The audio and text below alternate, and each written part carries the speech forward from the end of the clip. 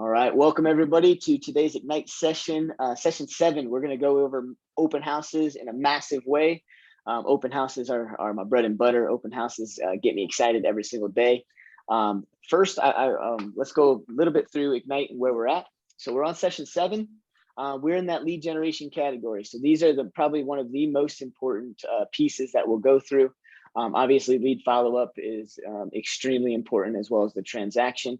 But most people's struggle and most people's problem and most people's hurdles that they need to get over are through lead generation. So 5, 6, 7, 8, and 9 are our heavy hitters in Ignite right now. For today, we're going to go over basically everything. I mean, I'm talking everything. I'm probably going to go off Ignite on a little bit of things to give you some nuances, some tricks, some tips, some scripts, all of the best practices. I want your guys' interaction. I love this topic. There's not one question you can ask me that we won't be able to tackle and overcome.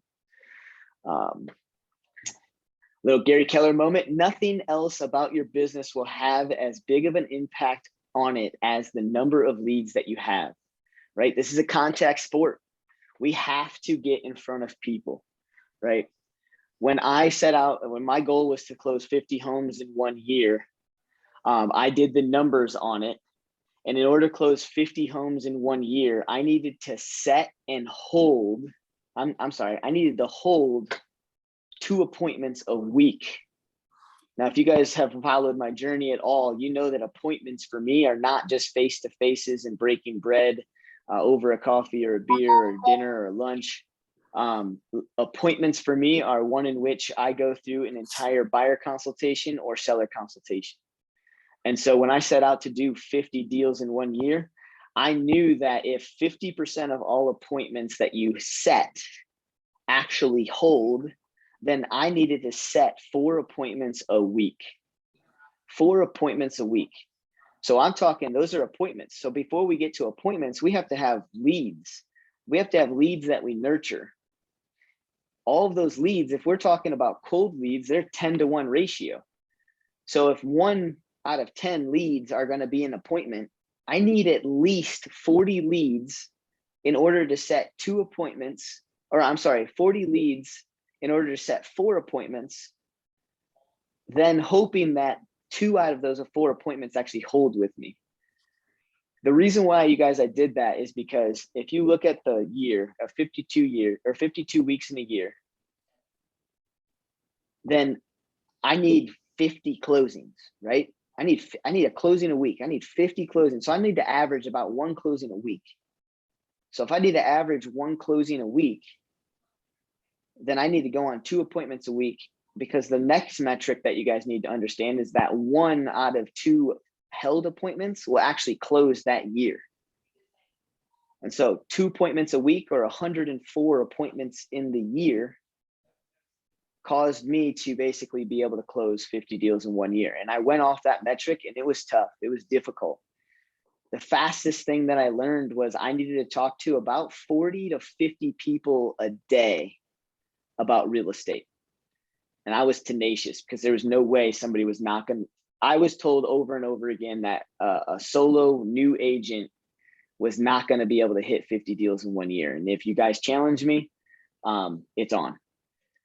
So 40 to 50 contacts a day. It took me probably, I don't know, a couple months to be able to figure out how to do that all in 1 day, 5 days a week, without burning out. So it's possible. It's possible. But just like this quote says, nothing else about your business will have as big of an impact on it as the number of leads that you have. You can only get leads through talking to massive amount of people. When I first started and I was very timid, I didn't have a database. You guys, some of you guys have a sphere of influence, some of you guys do not. I moved out here from Ohio and I had no database, no sphere of influence, nothing. I was a little timid Ohio farm boy, and I needed to get into action. And one of the best things that I've started looking through was lead generation metrics that are reactive instead of proactive. So at an open house, if you do an open house in the worst way, you still get business. Let me say that again. If you do open houses in the worst way, you still get businesses. What do I mean by the worst way? Anybody pick up on that at all? You just put a sign in the yard and that's it. Exactly. So through our open house progression, I want you guys to understand that a lot of what we're going to talk about today is not something you're going to go out and just do a slam dunk on it. All right. What we're going to talk about today is high level stuff, and you need to have it like a progression. All right. So if open houses, we're going to use this analogy. And I use this analogy a ton. If open houses, if we're going to talk about them in relation to exercising or running on a treadmill. All right. If you've never been in real estate before, then you are a person who is out of shape, possibly overweight, possibly has no stamina. And I tell you to get on a treadmill and run a marathon, 26 point something miles, you're going to die. All right. You may not die, but you may be hospitalized. And if you're not hospitalized, you're going to go home and you're not going to get out of bed for 3 days. All right. Even the people that train for marathons week over week, day over day, you're still going to have a hard time waking up the next day. That's how tough a marathon can be. That's how tough and exhausting an open house that we're going to talk about can be. So if you're just starting, you've never done an open house, I'd like to kind of start with some of these limiting beliefs that we're talking about here. Don't think that you're going to go out and crush it the first time. Just like a marathon runner is not going to get off their couch day one, ground zero, and go run 26 miles. All right, you need to progress. You need to work through it. 1, in your mind, and 2, through your planning and your organization and your model in which you decide to jump into. In my belief, in my world, and everything that I coach and do and watch you guys do, it takes about 10 open houses before you probably can start taking the training wheels off. 10. Now, here's what I meant about the worst way to do an open house, and Jake hit the nail on the head. Even if you just are putting out a sign, putting it on the MLS and hoping and praying somebody comes into your open house, if you do 10 just like that, you will still probably have a viable lead. And so let's put it in perspective. I think a lot of people give up on open houses, and it frustrates me to all belief, or beyond belief. If some people do 2 to 3 open houses and get no leads, they're like, open houses aren't working. Well, I can assure you, you probably just need to up your game plan a little bit, which we'll talk about.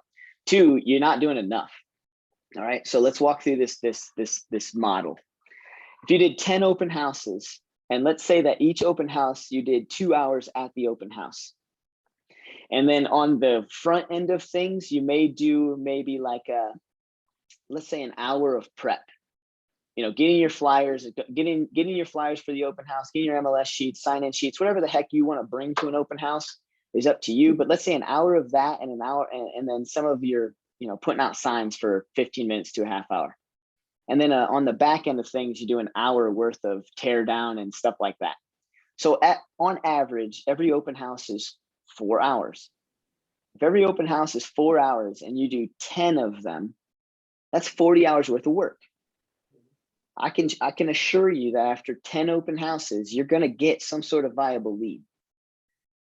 If that lead closes, and let's say it's a $10,000 commission check, that's $10,000 for 40 hours worth of work. All right, now I'm a realist, you guys. I understand that we're not keeping $10,000, right? We have to pay taxes, we have to pay broker. All right, so if you have a $10,000 check and you take out your 36%,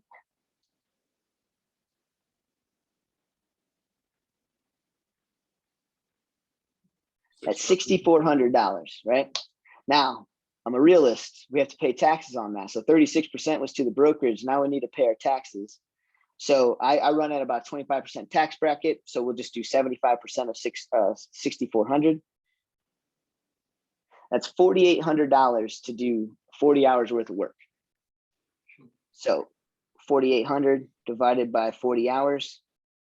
I don't know about you guys, but a lot of us have not come from other industries and careers where we can make $120 an hour.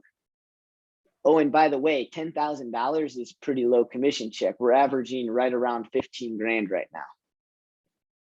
All right. Oh, and by the way, once you cap, it's even better. Once you have your systems down, you start to get more than a couple of leads off of 10 open houses. So as you can see, even beginning this open house, train, I want to remove some limiting beliefs. Just because you do 2 or 3 open houses does not mean you're done. Does not mean you did it. Some other people we'll talk about today. I don't have a listing to hold an open house at. I'm going to pick on Jake a little bit because, the dude Go is for crushing it. it. I gave him one. I love open I only houses. gave you one tactic. I don't know if you've talked to other people, but we'll hit on that. I don't have signs yet. There's plenty of agents out here that will let you borrow their signs. There's plenty of agents right now that are sitting there looking at signs going, man, is there anybody else out there that we could maybe buy like 30 signs and we can both like kind of use them together? They'll be our signs and I could split the cost. There's many, many, many ways to get us some open house signs. My first journey through open houses, I had no money. I went to Home Depot and I got signs for like, I don't know, $4.30 a piece, cheap, corrugated open house signs, blank, no branding, no nothing. Home Depot ordered them for me. I got them in and I spent, I think less than $100 on like 10 or 15 signs, something like that. I may not know the answers to the questions visitors have. I think that's a big one.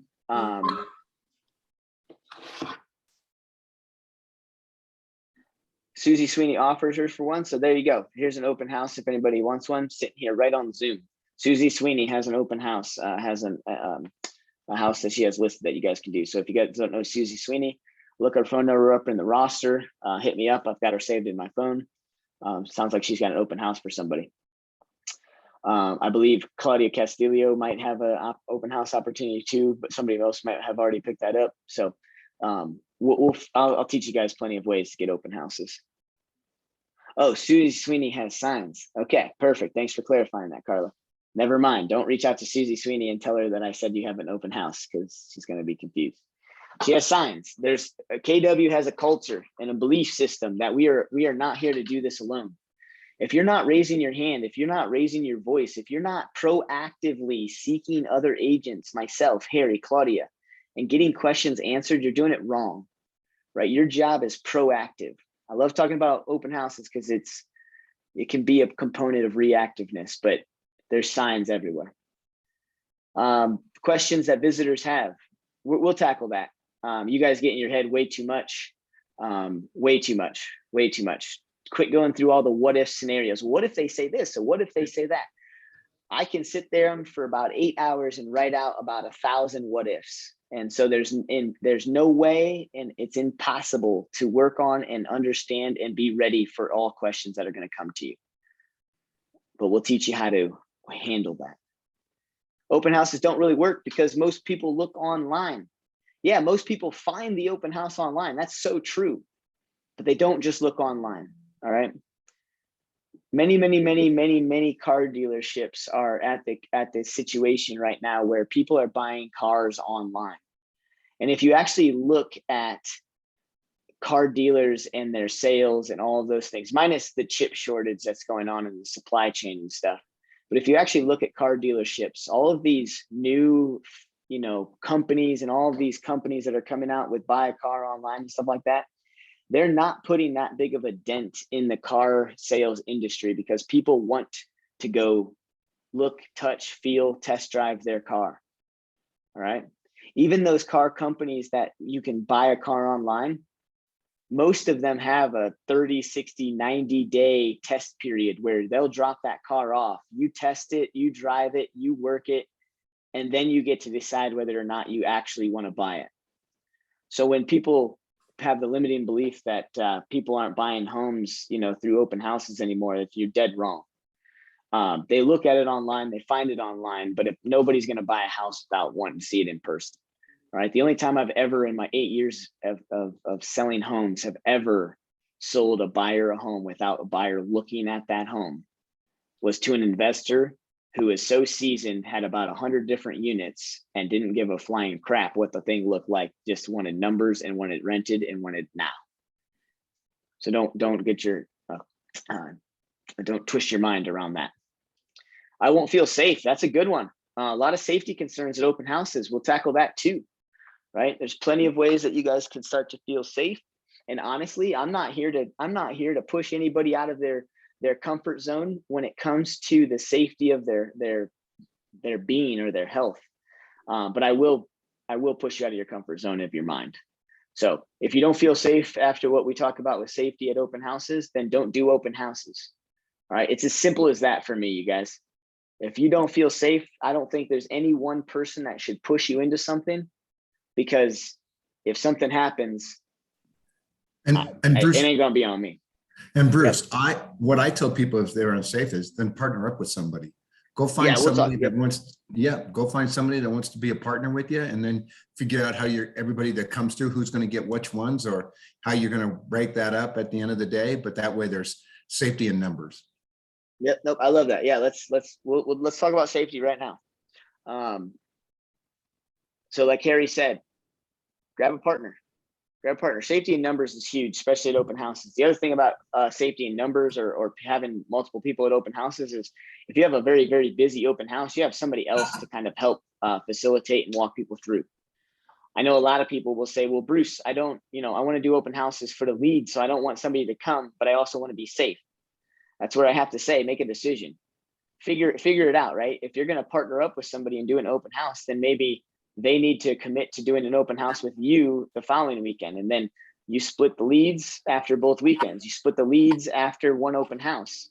If you don't want to split the leads and you want to, but you are feeling uncomfortable about being safe, this may not be the open house. This may not be the lead generation strategy for you. Bruce, You can Yeah. split the leads, you can co-buy, you can co-sell. I mean, there's many avenues there. I invite one of my lenders to go to my open houses with me. And that way I'm not fighting for the leads, but they're possibly getting a lead for themselves as well. There you go. There's another option. Vendors, title companies, inspectors, lenders, you name it. I've gotten quite a few different vendors to go with us. Even roofers will do it sometimes. There's multiple different avenues. Roofers will actually go door knocking with you guys. I don't know if you guys know that, but roofers will go door knocking with you. Most of them that door knock will door knock with you because they enjoy door knocking with people. Again, numbers. No, great call, Leslie. The other thing about safety, one, Rain Garcia. So Rain is an agent in our office. She puts on a safety CE credit course. Absolutely phenomenal credit course to go to. She does it about once a quarter. I think we got one rolling up on us soon. I think the last time she did it was early spring. The other thing is concealed carry. If you're packing, you're packing. And then also at an open house, if you're by yourself, do not go upstairs. Do not go in the basement. When I'm on the main level, I always have my back to a door, back door, front door, you name it. The worst case scenario for me is when I get into a conversation with somebody and they want me to go look at something with them. They want me to go wherever. I always have a bathroom in mind. If somebody's in the home and they want to attack me, they're going to probably cut me off at the exits. So if I've compromised my exits, most likely I'm going to run to a bathroom, and bathrooms are usually internal. They're usually somewhere like in the innards of the house, not on the exterior walls because of plumbing. So if you're being attacked, most attackers will cut you off from running out of the house. So run to a bathroom. The reason why I say a bathroom is because it's the most consistent weapon in the home. So the back of a toilet tank lid is heavy, it's ceramic, and one, attackers don't expect you to run to a bathroom. And if you do, you have time to basically shut the door, grab the toilet tank lid, and by the time they open up that door, they'll be going to the hospital if you bust that toilet tank lid over top of them. Doesn't matter how small, weak, or indifferent you are, a toilet tank lid is heavy enough to absolutely knock somebody unconscious, or at least give them some sort of startle where you can run out and pass them through the door. I don't want to scare you guys with all of this, but it happens. It's real. People get attacked and houses get robbed at open houses. It is less than 1% though. All right. The media definitely puts that out there, and it is to scare us. And I want you guys to be scared. I want you to be cognizant of what you're doing. But the reality is it is less than 1%. So safety at open houses, best way, shape, and form is safety in numbers. End of story. Questions about safety? Jake's laughing. I've done all mine by myself pretty much, so just like but do the everyone in majority Colorado by is nice. Pretty much. I do the majority by myself. The other thing that I'll say about safety is not necessarily any of the points that we just talked about. I don't necessarily love open houses in massive rural areas. I mean, I like traffic.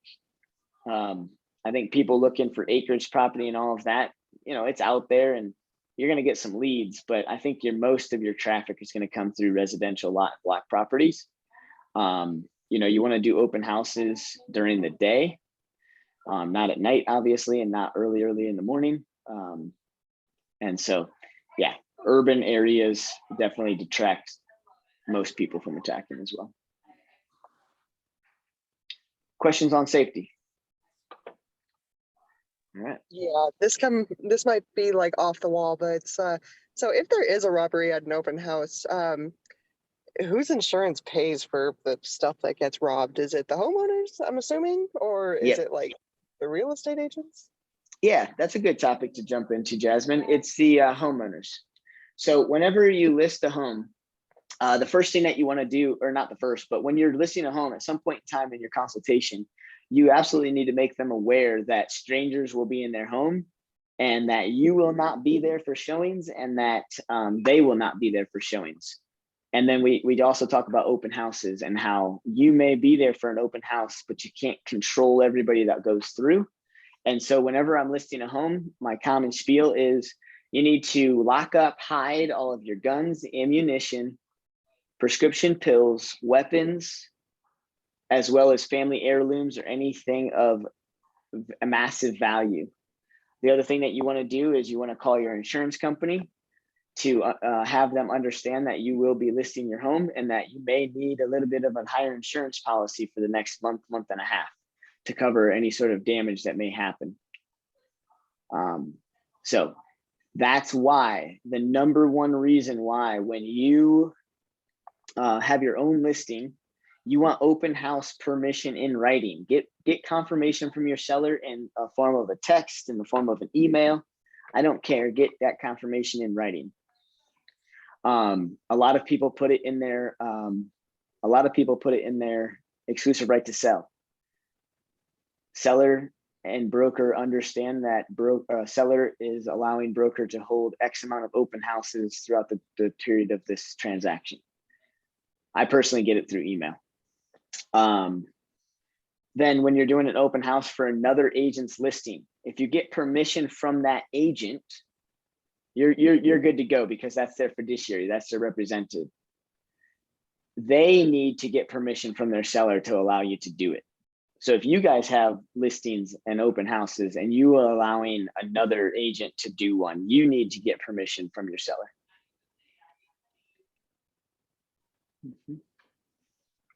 All right, great questions.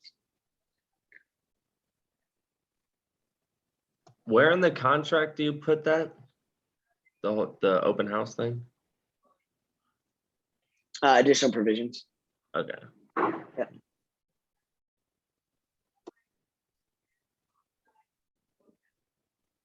So would it be sign crossing if you were to go to like an open house near your neighborhood or whatever and look for buyers there?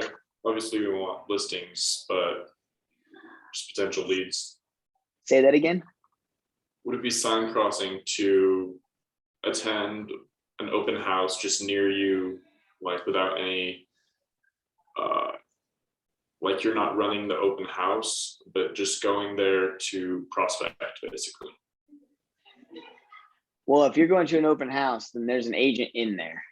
And you go to my open house and do that, I'll be calling the authorities. No, if you go to my open house and try and poach my leads off you, I'm gonna ask you to leave. Yeah, okay. Yep, same with new builds. I used to go to, before I got in trouble, I thought going to maybe new builds and, you know, kind of sitting in their parking lot waiting for people to walk in and out of their sales center was a good idea. I got ran off pretty quick. But no, it's not necessarily sign crossing. All right, sign crossing only occurs when you are proactively trying to seek another agent's client. So the sign crossing would be where you do an open house for another agent and you just so happen to meet the sellers and have a conversation that says, hey, if you guys don't go under contract over the weekend, you guys should cancel your contract with Bruce and go with me. That's sign crossing. So you can only sign cross when a client is under contract with another agent. Mhm. We'll talk about sign crossing at an open house, though. It's very similar. You're going to have people that walk in with agents, without agents, and people that walk in saying they have an agent but don't have an agent. We'll work on some scripts to figure out those pieces. What's your agent's name and stuff? When did you go under contract? You know? Yep, we'll get into all of that when we get into the house. So yep, we're still at the beginning here. So with open houses and any sort of lead generation, so not just open houses, every time you're lead generating through your database, through cold calling, open houses, door knocking, networking events, group organizations, grocery stores, hardware stores, it doesn't matter where you're lead generating. Jim. You have to be open to the idea that every single person you're interacting with is one of 5 things. Everybody you're interacting with is either a buyer, a seller, an investor, a possible real estate agent, and what's the last thing? I say it all the time. When I lead generate cold, I'm not looking for leads. I'm looking for Relationships? database ads. So every time that you lead generate, every time you have an open house, the person that walks in that door, the person on the other phone, it does not matter. My mind goes to you, Mr. or Mrs. whoever the hell's on the other side of me. You are one of 5 potentials, and I'm going to work through the conversation to see which one of 5 you are. Let me break that back down. Buyer, seller, investor, possible agent that you can put in your downline, earn some profit share, and a database member. That's how my mind works. If I interact with the cashier at the grocery store, I tell myself she's one of 5. Because worst case scenario, they're a database lead, right? Actually, worst case scenario, they're an agent. Because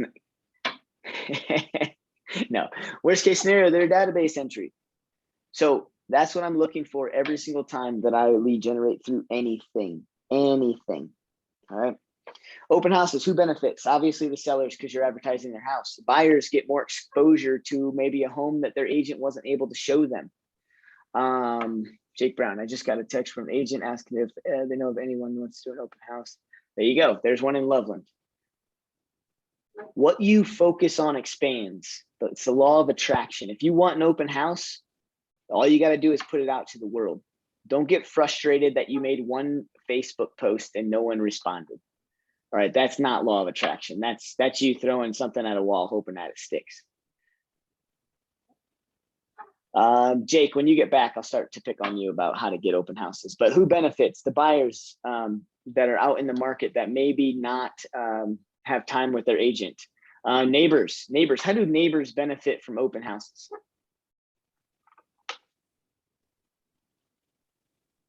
They find out more about the market, maybe? They find out more about the market. Yep. How else? Multiple different things here. You can This give them is the CMAs. mindset. What's that? You can give them CMAs. How does that benefit them? How does an open house benefit their They can neighborhood? pick their neighbor. They can they pick can their help. neighbor. Yeah. How else? This is the mindset shift that has to be made when you're thinking about open houses. 98% of agents, as well as other brokerages, teach agents how to do open houses to get buyer leads. And that is not true. That's not the best way to do it. I have massive amounts of leads off of what I'm going to teach you guys today. Why do neighbors benefit?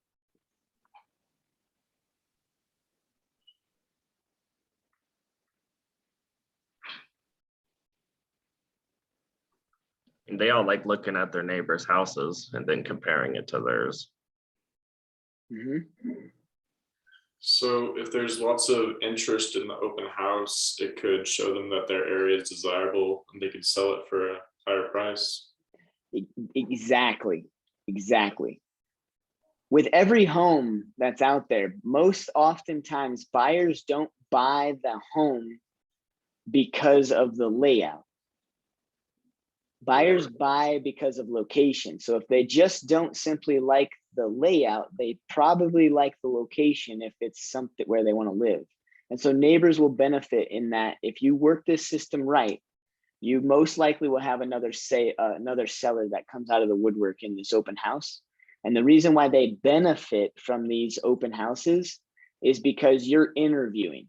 Think about an open house that you do in a neighborhood as you interviewing for the next sale in that neighborhood, but you don't yet know that person. So it's your job to find that person. All right.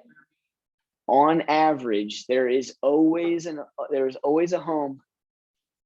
It's Wednesday. I'm teaching Ignite. Hi, Jeremy.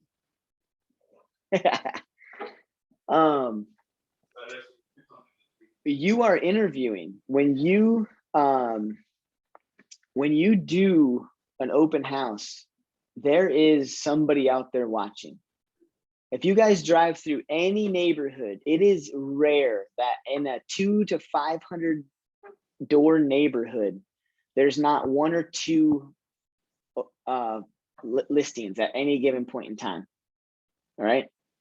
So if there's always an open house, if there's always a for sale sign in a neighborhood, and you just so happen to be doing an open house for the one that's for sale, there's somebody in there that's getting their home ready for sale, guaranteed. Just look at any neighborhood, drive through in my neighborhood right now, there are 4 for sale signs, and I live in about a 700 home neighborhood. It's basically an average of 1 out of 100. Out of every 100 homes in a neighborhood, you pretty much have at least one home for sale. So neighbors benefit because they're watching you, they're interviewing, they want the best agent for their home sale. All right. And obviously you, the agent, if you do this right, you build your business. I went from no database members to building my entire business off of open houses and networking events. Benefits of open houses. They're inexpensive. They're honestly very easy to do. They're very inexpensive to do. For a lot of you guys that are thinking about all of these fancy things to do in an open house, go ahead. If you got the cash and you're willing to spend the money on something, go for it. I'm not a big proponent of spending money at an open house, and I'll tell you why. I bought a pop-up tent. I already had a camping grill. I always bought water, hot dogs, buns, ketchup, mustard. And what I would do is I'd have my my pop-up grill sitting right outside by the garage. And before we walked into the home, I'd ask them if they wanted a hot dog. I'd put a hot dog on the grill, and then I would simply walk them through the home. Every now and then go check on the hot dog. If I didn't have somebody watching or working with me, you get pretty good at it. And by the time they got out and I gave them their hot dogs, we had a great conversation. I thought, man, this is going to kill it. I'm going to absolutely crush it. People are going to enjoy this. It's going to give them a reason to sit there and talk to me. I always had bags of chips, and nobody wants their kids jumping in the car with a big old ketchup hot dog and a bag of chips. So they'd always sit around and talk to me. I stopped doing that because I started getting really, really, really busy, and I really wanted to do more open houses. And so I stopped everything. No waters, no cookies, no hot dogs, no pop-up tent, no balloons, just 30 plus signs, myself, and business cards. It's all I ever had at open houses, and I crushed it at a higher level. So I got rid of all of the swag. I got rid of all of the stuff because what I was realizing was I was convincing myself that that's what was working. It was me. It was the way I presented myself, understanding that a buyer is looking for a home, not a hot dog, understanding that the neighborhood has somebody in it that wants to sell their home and they're watching me. So maybe the pop-up tent works, but I'm not cooking hot dogs underneath it. I want the sellers to see me or the neighborhood to see me. So if you're doing all those things, go for it. I'll tell you that in my experience, same amount of leads come from it. A little tip at an open house. I do like this one. I used to keep a bottle of vanilla in my car at all times. So a bottle of vanilla extract and an old rag. Or a bottle of vanilla extract and you walk into the home and you either dump a couple of drops of vanilla extract on an old rag and put it like in a kitchen cabinet or something, makes the kitchen smell like warm baked cookies, or turn a lamp on and drip a couple drips of vanilla on a hot light bulb, and that will also make the home smell very good. And you don't have to bake cookies, you don't have to bring water, you don't have to do any of that stuff. If you want to, go for it. It's a prospecting tool. I love using open houses as a reason to do my job, to talk to my sphere of influence. I'm doing an open house this weekend. It's in your area. You should stop by. Right? You can do an open house and talk to a database member and get a face-to-face with the database member, all because you're doing your job. When you door knock, you're not selling anything. You're advertising an open house. You're letting the neighborhood know what's going on. It's a prospecting tool. Open houses, high rate of return. All right, we talk about this a lot, and I got to get on my pedestal with this, or my soapbox. I get on my soapbox a lot for everybody that's new. High ROI, high ROI. Quit thinking, and I'm going to say this over and over again, quit thinking that doing 4 open houses and getting nothing from it is a waste of time. You didn't do enough. The other reason why it's a high rate of return is you literally have people walk into an open house that are interested in real estate. You didn't even have to call them. They got on their own 2 feet and walked their happy butts in. That was one of the #1 reasons why I started with open houses, because I was so timid. I could not door knock. I could not cold call. I could not ask somebody for a piece of business. But when somebody walked into an open house and literally was like, hey, we don't really like this house, but we don't know what we're doing. This is our first open house we ever walked into. I don't really know how to buy a house. Leads just fall into your lap at open houses. It's incredible. So leads have a high rate of return. The other thing I want to talk about before I jump off the soapbox is everybody asks me, Bruce, is there any other things that I can be doing besides cold calling, door knocking, open houses, networking events, and working my sphere of influence? Yeah. There's a lot of different ways that you can lead generate. Those are the top 5 best ways to generate leads. They're just not the most fun for people, right? Most of the times, the things that are not the best fun for us actually have the greatest rate of return. And so those 5 are the highest rates of return in any lead generation system or category that you work through. Open houses are my bread and butter, and I'll teach you how to get massive amounts. Yeah, they have qualified leads that come through, right? What's a qualified lead? Somebody just interact with me, spitball. What's a qualified lead? Leslie? A lead that's already been with a lender and has been pre-approved. Okay, yeah, that's one example. Who else is going to take a stab? Jake, what's a qualified lead? That's what I was gonna say. I was gonna say pre-approved. She got me. Doesn't have an agent already, Who just said that? Julie. That's the base root of it, right? A qualified lead is just somebody who's interested in real estate and which is not signed with another agent. Jake and Leslie, you're not wrong. Those are just like better qualified leads, right? But a qualified lead is just simply a body that fogs a mirror that's not already signed with another agent that wants or interested in real estate.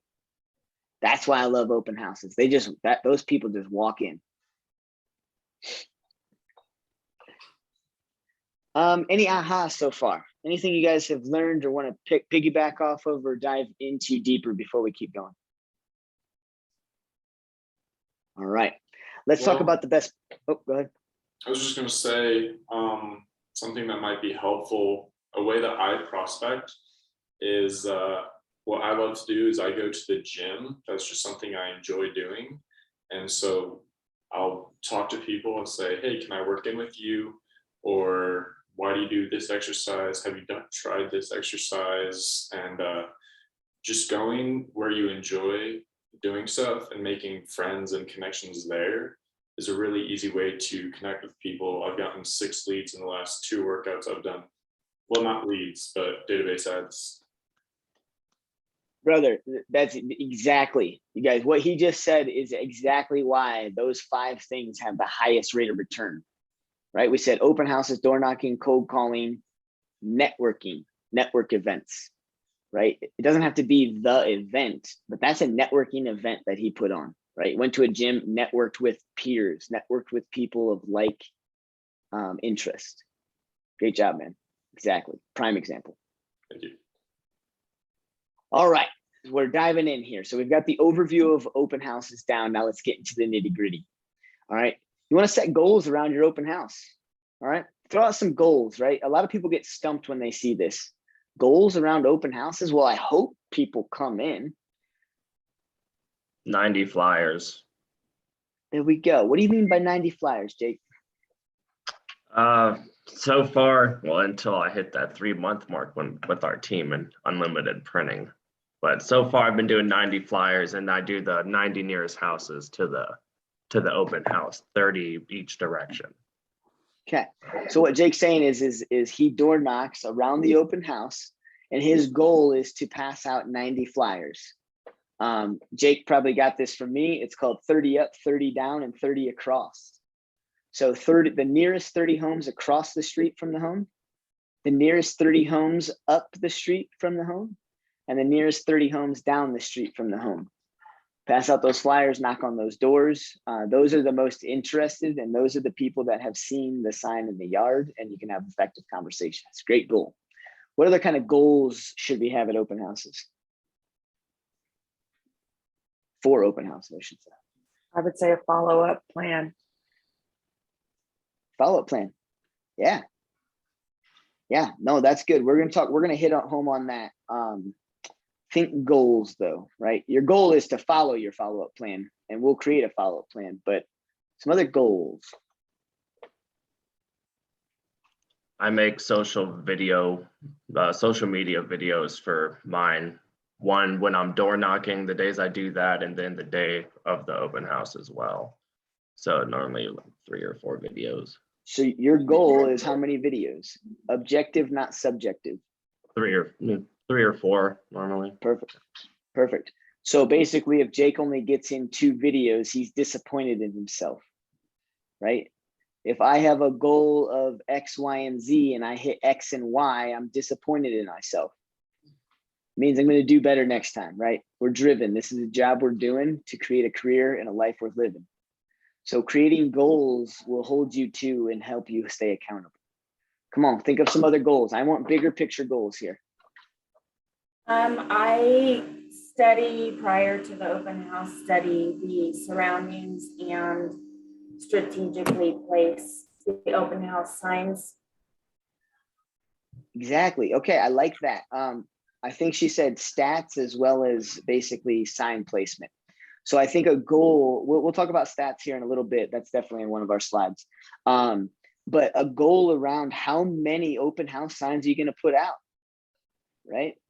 I went from starting my career with about 6 or 7 signs to going to an open house clinic basically, and it said if you're not putting out at least 15 signs, you're doing it wrong.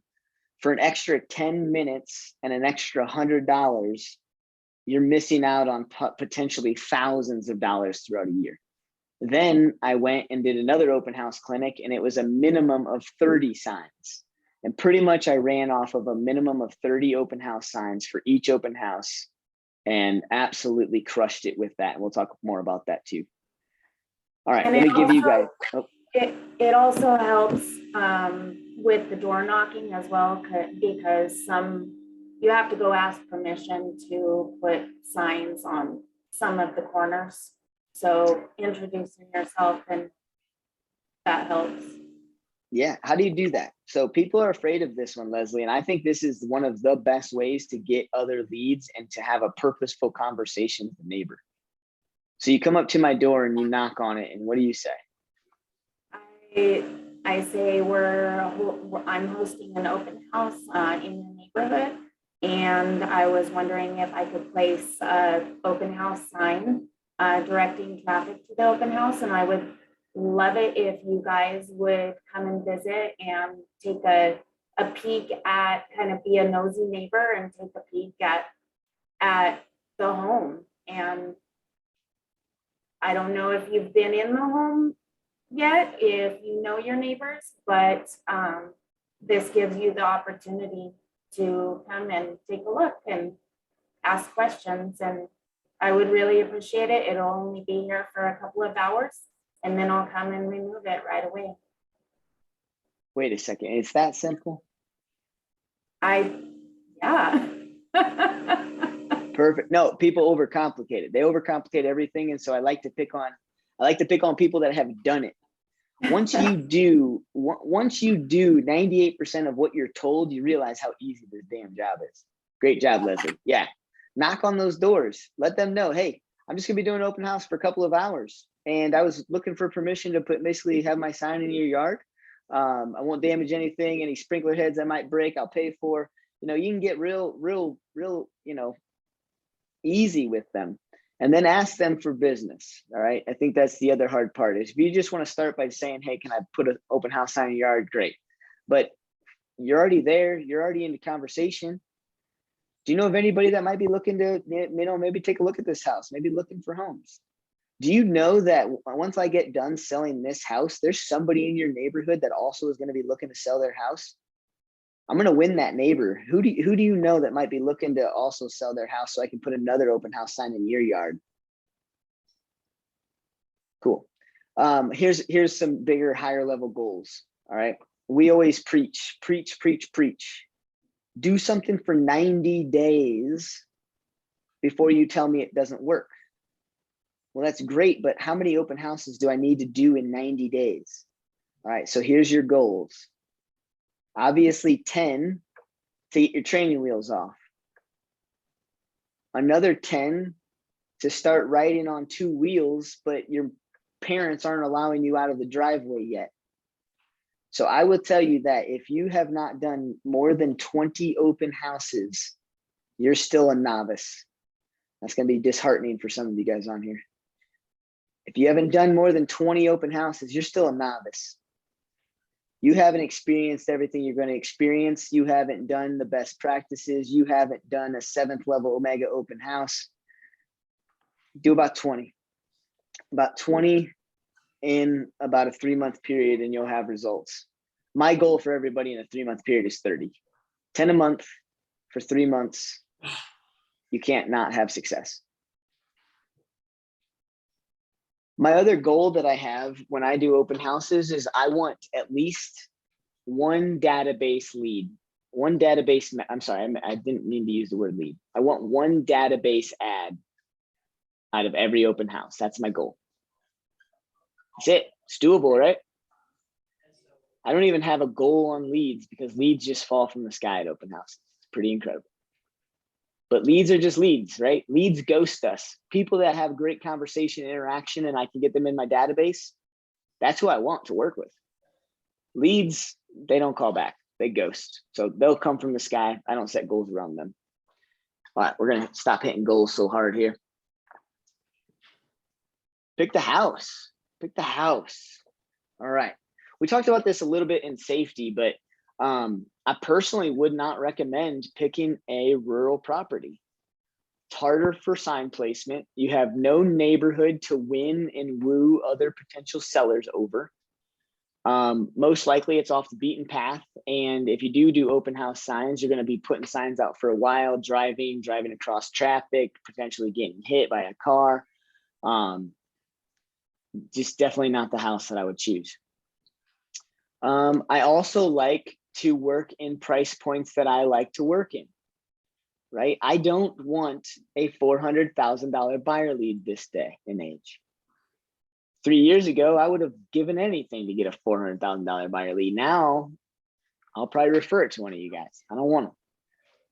So I want to go into price points that I want to see, maybe 700, 800, 900 to $1 million price points.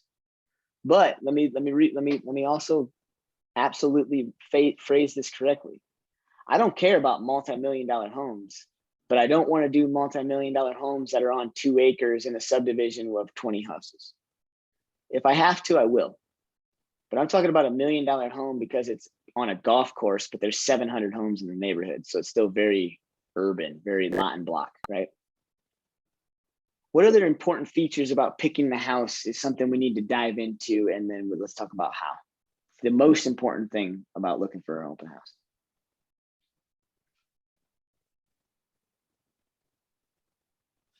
Do I want to go work a neighborhood that never ever turns over? This is the first home that came for sale in the last 3 years. No.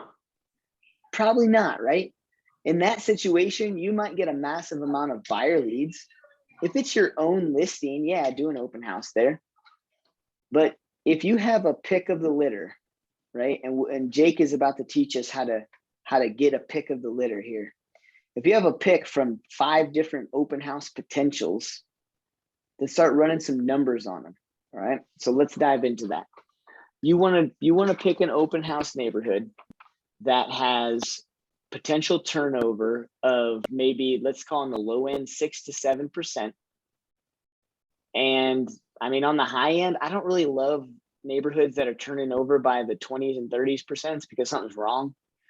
Somebody's getting out of there for a reason, and usually it's a bad reason, and then usually you have to tackle that. So I love about 10% turnover. And like I said, in most neighborhoods, 1 out of 100 homes is usually up for sale. So most neighborhoods have about a 10% turnover if you really dive in. All right. So what I do is I go to the MLS. And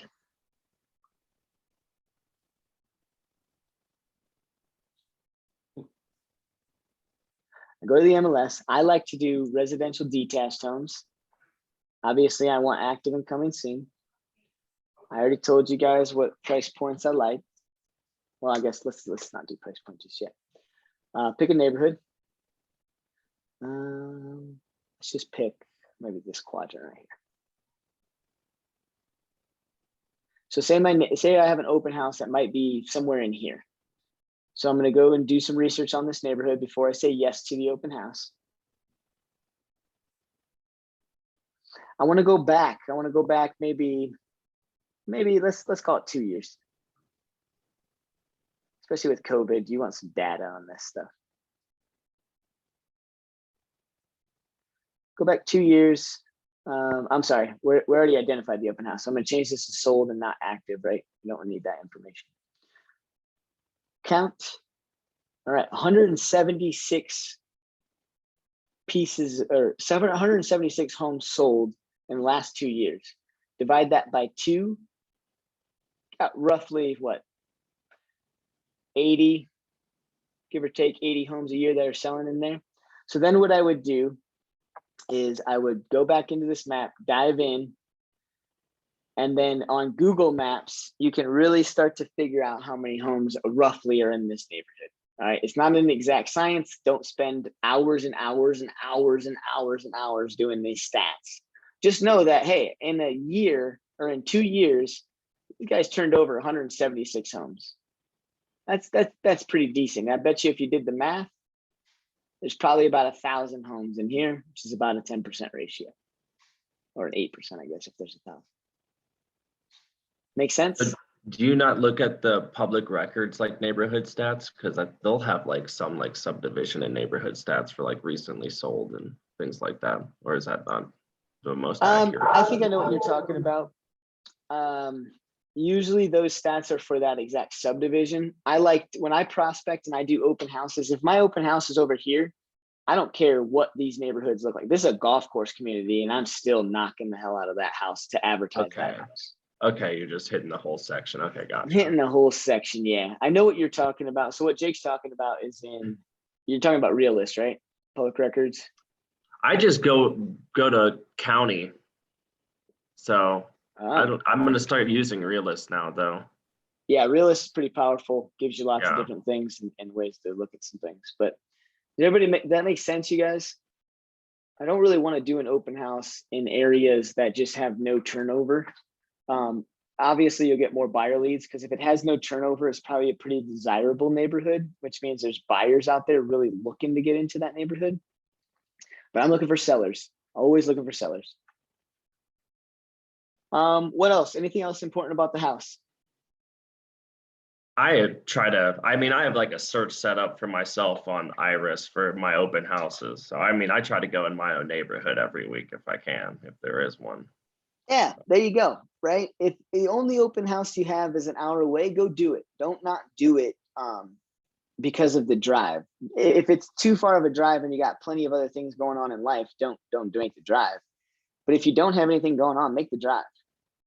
Obviously, if you can pick close to your house, a little easier, right?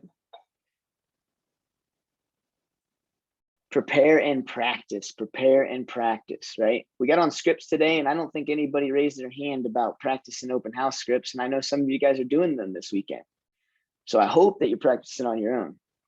How else can we prepare? I think Leslie said it. There's probably a slide on stats, but we'll talk about stats here, I'm sure. Oh, prepare stats. Never mind. We won't talk about it right here. What else do you guys need to do to prepare for the open house?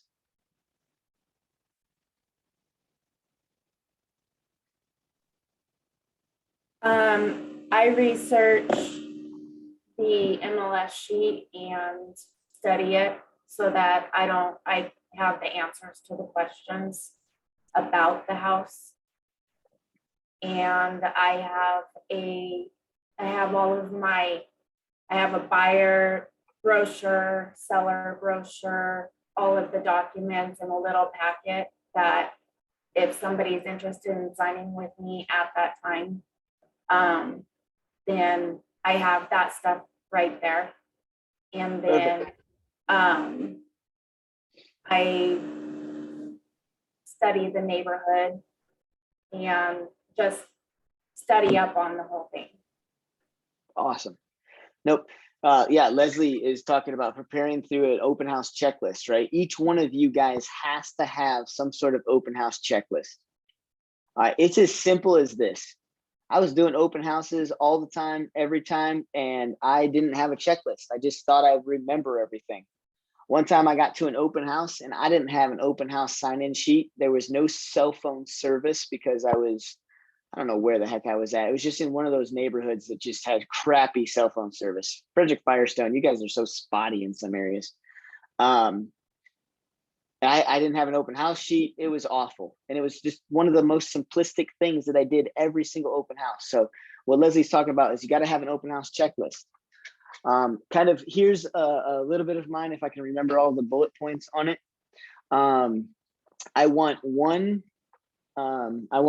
public record sheet printed. I want one MLS sheet printed. I want 2 open house sign-in sheets printed. I want at least 10 business cards, which pretty much I just keep the box in my car anymore because let's face it, you run out and you forget. I want a tape measure. I want a pen. I want sticky notes and a marker. I don't know if I said tape measure yet. I want a tape measure. I want a marble, toilet paper, paper towels, and oftentimes a chair. I mean, it's not something I just kept in my car, but I basically had a big old, one of those milk carton crates, pretty much have that in the back of my car at all times. That's my showing kit and my open house kit, right? Tape measure, because it's pretty cool when somebody walks into an open house and you hear them saying, I wonder if our hutch would fit over there. I wonder if our sectional would fit over there. And all you do is you go, oh, well, hey, if you know the dimensions of your sectional or your hutch, or when you go home, here, I got a tape measure, let's measure the room. It wows people. The other thing is I have a marble. When people say, oh, this feels uneven, this feels like it's dipping. You can take a marble and put it on some hardwood and see where it rolls. I do Post-it notes and a marker. All right, there are some times that you get into an open house and your sellers have been like texting you at the last minute.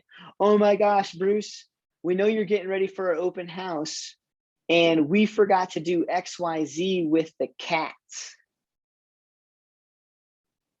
We don't want them to go in the garage. We don't want them to go out of the basement. We don't want them to go out the back door. Is there any way you can keep the cats from getting somewhere? Well, if you have 15 groups through your open house, like kind of consistently, you have a hard time. So Post-it note, little marker, put a note on the door. Don't let cats out. Owner will shoot you. Those types of things. Go ahead.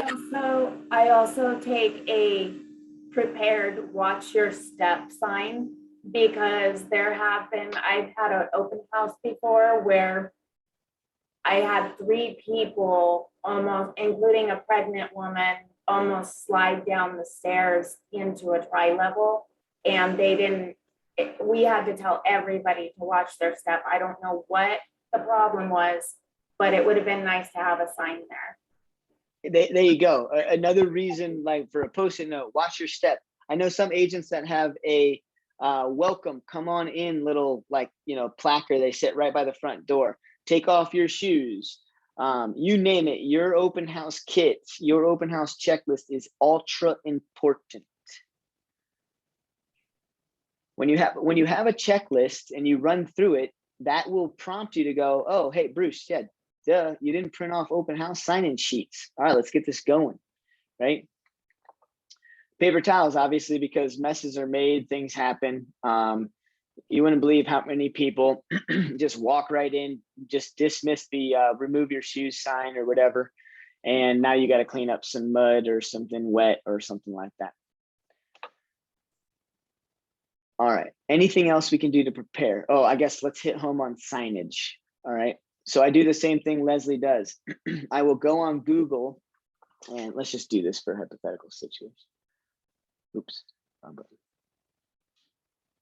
I go on Google, and actually this is a good map. We'll just use this map. I go on Google, and let's pretend that my open house is right here. I'm just gonna make this up. All right, there's my open house right off of 5th Street and Elm Street in Windsor. All right, I want, my goal is like 30 open house signs. So when I zoom in on this is gonna be an easy neighborhood to put 30 open house signs on. What did I say, 5th and Elm? Yeah, let's just say it's on this house right here. Well, I wanna draw people into this area. So I'm gonna probably go out to 392, depending upon how busy it is. If it's super busy, I'm not going across the street. I'm just putting signs on this side facing this way. So I'm probably gonna put 4 out here, 2 on this side, 2 on this side. Then I wanna walk my way, I wanna walk them into Elm Street. So now I'm putting 4 out here, 2 out here, 2 out here to walk them in. So now that gets them to my open house. All right, so there's 1 entrance and I've got 8 open house signs already.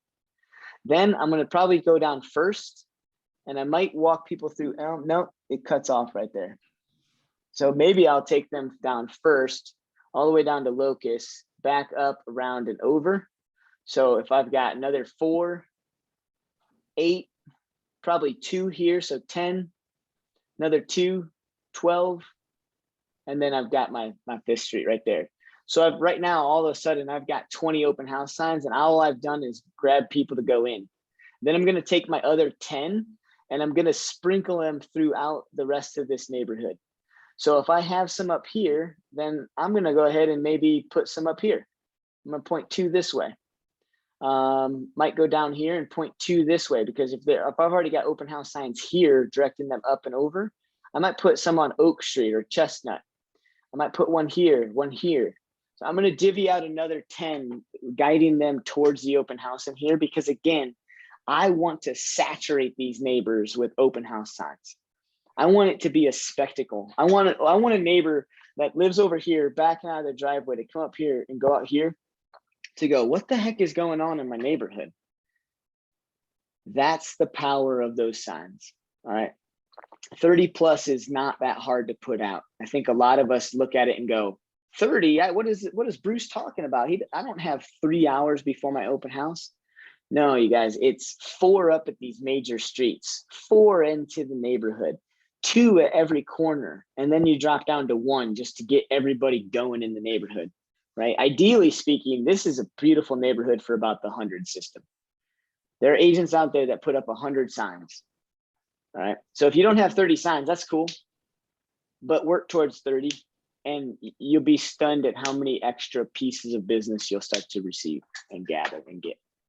The other thing that's cool about it is when I say, hey, I just want to make sure you guys got here okay. Did you guys see any of my signs out there? I want to make sure that the directionals got you guys here.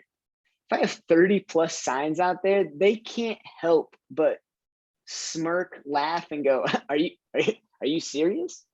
You have like 100 signs out there, man. Like, of course we got here. I say, yeah, no, I do that for everybody, man. You see, I got hired to do a job, and then I go right into sales mode, right? Cut the chit chat, let them laugh a little bit, and then I hit them with, yeah, I was hired to do a job, and in real estate, I take my job very seriously. You should see what I do for buyers that want to work with me when they buy a home. This is just on the listing side of things.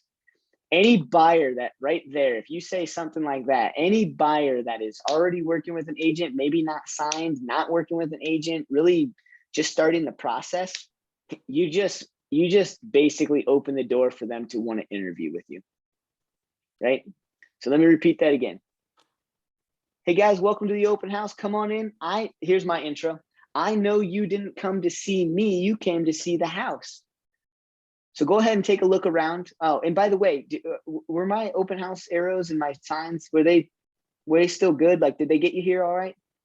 And then they'll go, dude, there's open house signs everywhere through this neighborhood. I say, oh, good. Okay, you got them all. You see, I was hired to do a job to sell this home. And so my job is to make sure every single person never drives by without coming into this open house. You should see what I do for buyers that I work with. And they just sit there and look at you, and it's like they just absolutely want to stop looking at that house right then and there and start to ask you questions about buying a home with you. It's amazing. Cool. There's tip and nugget number 1 of the day. But 30 signs. All right, let's get back into it here. Anything else on prepare and practice? Cool. All right, pick the time. I'm not going to hit hard on this, but I am going to preach a little bit. Quit worrying about the times, quit worrying about the days. Out of my 8 years of doing this, I've had massive success on Wednesdays, Thursdays, Fridays, Saturdays, Sundays. I never really ever tried Mondays and Tuesdays. I just felt like it wasn't enough time for me to prep. If I did an open house on Wednesday, it would give me Monday, Tuesday to prep. I've done open houses starting at 9 a.m. I've done open houses starting at 5 p.m. and everywhere in between. I have done open houses on days that the Broncos are playing and the Broncos aren't playing. I've done open houses on major holidays and weekends that have snow and rain. The reason why the time and date does not matter is because it's about the activities and the things you do around the open house. The time and date, like I said, if you don't do anything besides put up maybe 5 to 10 signs, pray somebody walks in that door, you'll still get leads. If that's what you're going to run and do, then I would suggest maybe a Friday, Saturday, or Sunday timeframe. But I'm looking for sellers. And so the date and time never matters to me because I'm going to put out a mass amounts of open house signs. I'm going to door knock the neighborhood. I'm going to call the neighborhood. And hopefully, you guys, I'm going to do 3 to 5 open houses for the same house, week over week, day over day, until that thing goes under contract. So I'm preparing you guys. My last Ignite series, we talked about COVID. I'm preparing you guys that homes are going to start to sit on the market. All right. I just did a poll for Longmont because I've got a listing coming up. It'll be in the 550 range over by McIntosh Lake if anybody has any buyers. But I've got a listing coming up, and I wanted to see what my competition was For the first time in years, there were more than 30 homes available at 600 and under in Longmont. And over half of them had been on the market for over 3 weeks. I'm so excited, you guys. Okay, so picture this. You do an open house one time, Saturday. I love Saturdays 11 to 1, Wednesdays from 10 to 4, and Fridays 3 to 5. Those are like my bread and butter days. I just found that worked with me. I do an open house on Saturday, 11 to 1. I got 30 plus open house signs out there. I door knocked and I've cold called on the neighbors. I got no leads, no database members, no nothing. Then next week, I do the same thing on Wednesday, but I do it from 10 to 4. And instead of calling the neighborhood beforehand, I door knocked. And then at the open house from 10 to 4, I called the neighborhood and said, hey, what's going on? It's Bruce. I'm doing another open house down the street from you. And I'm actually sitting in the house right now. And I know many of you guys weren't able to come out on Saturday. So maybe there's some homeowners in the neighborhood that want to come out right now. And then I do another one that Saturday, 30 plus signs. And then another one that next Wednesday, 30 plus signs. Same thing, door knock, cold call. Then I do a fifth one. I can't get to number 5 without having some sort of viable lead from that open house, that neighborhood. But it's a massive amount of work. It's a massive amount of effort. And it's a massive amount of time. But even just during that 5 open houses in about a 2 to 3 week span is worth every dollar I've ever earned from real estate, because it's a lot of income. Anybody want me to slow down and tell you guys again what I've used to do?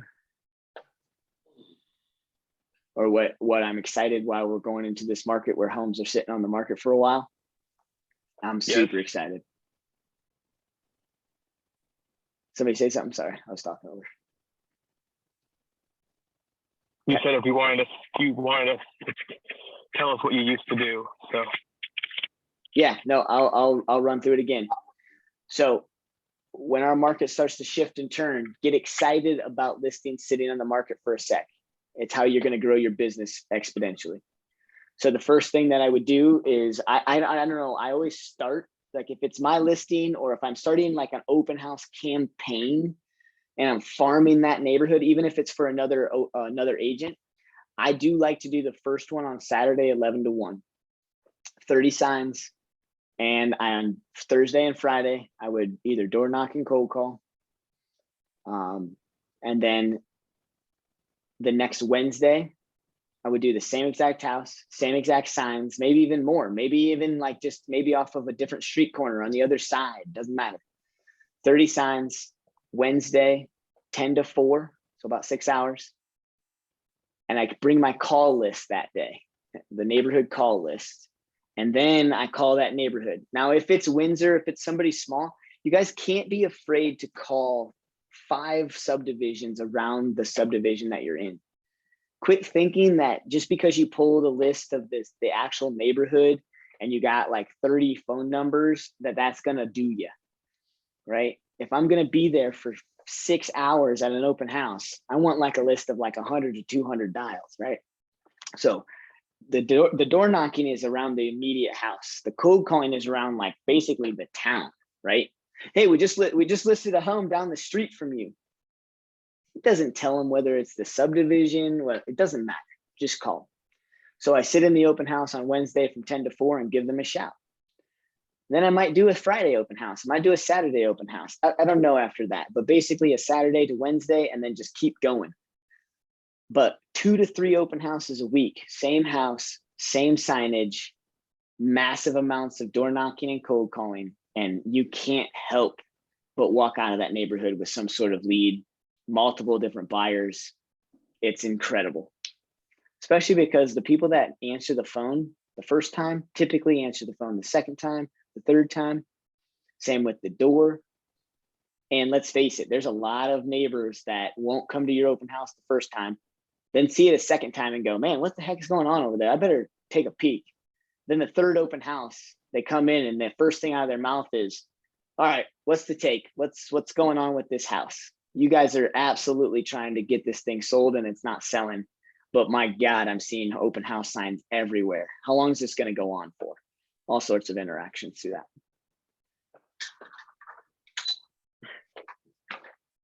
Questions on date and time? All right, prepare stats. Hopefully I'll keep this one simple because I didn't last time when I said date and time. Prepare stats. Bruce only ever uses about 3 stats in everything that he does. I want to know average price point. I want to know list to sales price ratio. What else do you think I want to know? Square footage. Average days on market. Hmm. Good guess, good call. The square footage is going to be on my MLS sheet. So remember when I said prepare and practice? So when I prepare and I do my open house checklist, if you guys watch my words, I don't print flyers anymore. Like I said, you guys, I used to do like these spectacles, pop-up tent, grill, hot dogs, burgers, lenders, inspectors, cookies, whatever. Now my open house is 1 MLS sheet, 1 public record sheet, about 10 business cards, and 2 open house sign-in sheets. And that's about it. As far as the material. So any of the stats or anything about the house that I need is just going to be on my MLS sheet. Why do I not print MLS sheets? You're on mute, Jake. Because then they won't People talk to throw you. them away. Yeah, They or won't- they just don't. I have a stack of them that I haven't used from past open houses, so it's just wasted. Because you just give it to them digitally and then you exchange numbers right there. And if they want it, you just each get each other's contact that way. That's why, Julie. Thank you. Yeah, do I think they're a waste of time and effort? No, not really. I mean, but I just know that people aren't going to call me from my card and my open house flyer. I don't even I put cards in my pocket. I don't put cards on the table for people to just call me when they're ready. No, I'm going to get their information. Yep. You guys do you. I don't think flyers are wrong, but maybe if you do a flyer for the open house, you just have the address and no information with just some pictures. Right. And I don't know. I don't really, I mean, I put my contact information on flyers, but again, if I did a flyer today, I don't think I'd be putting my contact information on it. I would get their contact info. So those are the stats that I use. Use what's important to you. I think the biggest core. Go ahead. The social post too. We haven't talked about that. You still get to that? She's talking about social posts. Yes, we're going to talk about advertising here soon. So stats, use what you need to use. Do not pull 20, 30 different stats that you don't know how to talk around. I use 3 stats that I know how to talk around, and that's it. But you need something, right? And at the very minimum, learn what the average days on market are and the average sales price. I love list to sales price ratio metrics because that tells me a lot of them. Okay, good with that. I'm sorry? Say it again, Carla? Okay. No, I don't have anything to say. You're breaking up on my end, but that's not, I wasn't saying anything. I was on mute. Oh, I don't know what's going on. Am I good on your end, Jake? We're good over here. Okay, thank you. I can Yep. hear you great. Okay, cool. Be safe. We already kind of talked about this. Harry kind of got us started on that topic, so we ran with it. Buddy system, arrive early, all right? Arrive early. Arrive early. Arrive early. Clear the house, right? Go through the house, turn on the lights, understand what's going on. A lot of agents will walk into their open house, and if their open house starts at 10 a.m., that front door is not unlocked until 10 a.m. So go through the house. Some people will come in, lock the door, get everything ready, go on. Park on the street. Don't park in the driveway. You make people feel weird. You make people feel like the homeowner's home. If at all possible, do not park in the driveway. Now, I've got a little bit of a caveat to that. I also don't think that you need to park all the way down the street to where it looks like the open house is just barren at any given moment in time, right? Park on the street, park out front somewhere. I like to leave the first, space open for some open house guests. So I might just go in front of the house, but just a little further down. Sometimes I park right in front of the driveway. So people don't go in, and then it's weird. So people know it's not the homeowner, and they'll park in front of the house on the street. Because a lot of people won't park in the front of the driveway, and it's like a free parking spot people don't use. The only other times that I really park in the driveway is maybe off of a cul-de-sac or someplace that really has difficult parking. And if that's the case, sometimes I'm outside. If there's nobody in the house, I'm outside, and when I'm waving to people as they drive by, and anybody that kind of pulls up, I'll say, "Oh, you just park in the driveway. Just go ahead and park in the driveway. That's fine." Right. Safety is check- another reason. Safety is another reason not to park in the driveway. You don't want somebody pulling in behind you and locking you in. Great point, Carla. Yep. Check all entrances and exits, right? Unlock things, right? You need to be able to get out quickly. A lot of people will leave the back and front door open. Even in the dead of summer, AC's on, let it run. In the winter, I always have the front door open. I just don't stand by it because it's cold. Make sure your cell phone is fully charged. Speaking of cell phone, just make sure people know where you're at and what you're doing, right? If you have a girlfriend, boyfriend, spouse, friends, family, cousins, uncles, grandparents, I don't care. Let somebody know where you're doing your open house, what time the open house is from, and pretty much when you expect to be home. Turn on lights, obviously. Turn on lights. Check your local COVID guidelines. We don't have anything going on right now, but honestly, you need to ask your sellers if you guys have the permission to do open houses. When you're listing the home, you need to understand if they want COVID stuff going on. Follow market center guidelines and checklists for open houses, right? Well, Bruce, what's our market center guidelines? The guidelines are go do open houses, right? The other thing, basically the guidelines that we have are you have to have seller's permission in writing. You have to have seller's permission in writing. You're going to create your own open house checklist. Right? Can I ask you a question? This came up at an open house I did this weekend. Another agent came in. Yeah.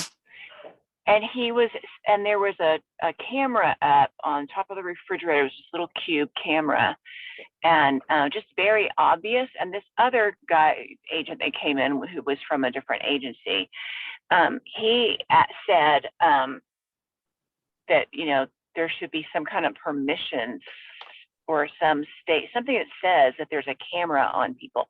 I don't know what that was about. Is that something we need to worry about? All right, let's talk about that. This is the general for open houses and all sorts of things, right? In the state of Colorado, all right, people are allowed to videotape in their own home. If it's video and audio, there needs to be some sort of sign out front before they walk in to not warn, but inform people that they're on video and audio. If it's just video, that's okay. So it's the audio piece that really gets into a little finicky place. Ring doorbells, because it's outside, it's video and audio, that doesn't need to be disclosed. Inside, video and audio needs to be disclosed, but more than anything, audio. I personally tell my clients to take down their security camera inside the house, unless they're willing to put a sign on the door. I basically say, look, I don't want you guys to get in trouble. And they say, well, it's my house, my rules, blah, blah, blah, blah, blah. And I say, okay, I'm going to send you an email that says you understand that I've told you to put a sign on the door and that there's video progress in place. So that's about it. One sign outside. You don't have to have a sign by every single camera and stuff. And if they're not audible, you don't even have to have anything. It'd just be like a post-it note on the door. So, and also when you said like you have to have it in writing, just an email works, or is there like a contract for that? No, just email, text. Okay. I want something in a court of law that says, if my sellers say, well, Bruce didn't tell me, right here, told you. Okay. So as the agent hosting the open house and it's not your listing, what culpability do we have in that? Anything, or we just let it go? I would call the other agent and say, hey, I didn't notice, I noticed that the seller, has some cameras in here and that there's no sign on the door. Is this something you guys have talked about? Do you want sign on the door? Is it audible? I don't really care when, I always say, I don't care that they're videotaping me or doing any of that. I just don't want to have any issues with people that come in. What was your guys' take on that? And then I let the selling agent tell me. Thank you. And again, I like that in writing. I'm a big phone call guy, but when I need something to write, I'm text and email. Hey, Bruce, that kind of brings up a quick topic that I've been trying to figure out. What was that timestamp email app that you like hooked to your email? If you remember. Streak. Yep. Cool. I'm going to write that down. Thank you. Yeah, we can look at that. Hopefully I don't have any too bad of emails in here for you guys to look at. Cool.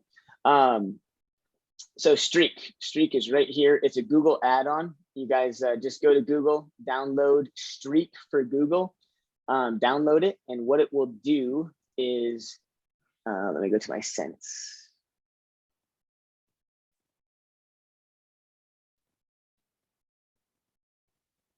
So when I send out an email, I can see who has opened my email. So it's a one-on-one thing. If you send it to like 5 different people, it's just going to show an eyeball. You don't really know exactly which one out of 5 people opened it. There you go. I'm covering for an agent. So I'm covering for an agent. His name's Matthew, and he went out of town. I sent him this email yesterday. I just said, thanks for the update, ready to help.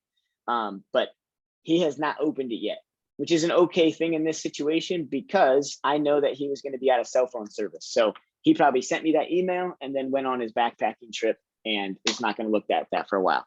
So if I send something to somebody and they tell me they haven't seen it, I go back into my email and I will look to see if the eyeball is on there. And if the eyeball is open, then I know they're lying to me, maybe on purpose, maybe not, right? Be humans. You guys have all done this too. Said to somebody you hadn't seen it, but you actually had seen it, right? Don't berate people, but yes, Streak is awesome. Ask questions before we move on. Okay. The difference between big and really big is how you manage your time and focus, right? We've talked so much, you guys, already on the prep, the open house, getting it going. We're not even in the house yet. All right. Because we want to think really, really big. We want to think about sellers. We want to go through all of those necessary things. All right. Prepare, prospect, and pursue. We've done a lot of that. Let's see how much we haven't hit yet. We talked about preparing. Here's a good prep open house timeline. Select the house. Monday, Tuesday is my rule of thumb. And then like Carla said, we need to start getting the word out there. Post online, walk the neighborhood, invite neighborhoods, do cold calling, open house, door knock. Post online over and over. Jake said it multiple different times. He absolutely has a goal for himself to do 3 to 4 videos every open house, right? Don't worry about the Monday, Tuesday, Wednesday stuff. If you have an open house on Wednesday, kind of work backwards. Do massive amounts. Social media is huge. My database gets an email from me that says, hey, I'm hosting an open house. I know you're not looking for a house right now, but please stop by and see me. It's been a while since we've connected.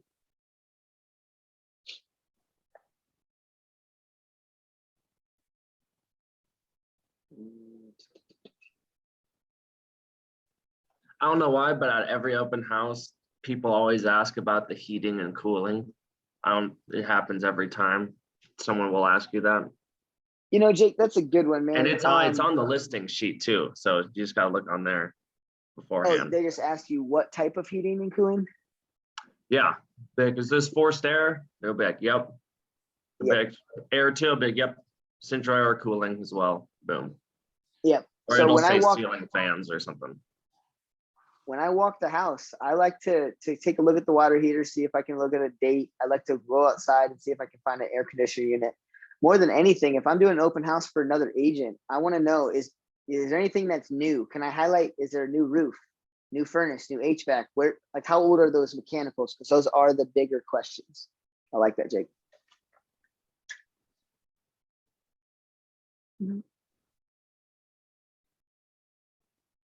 Yeah, Just hit, go ahead.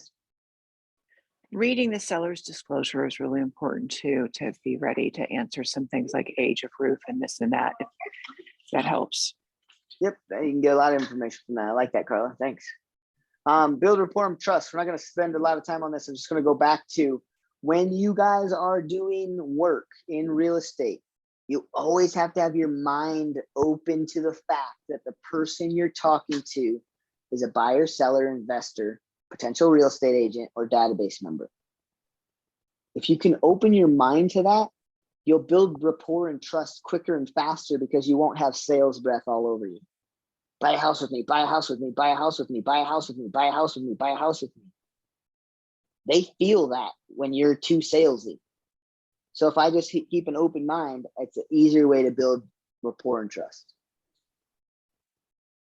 Provide value, right?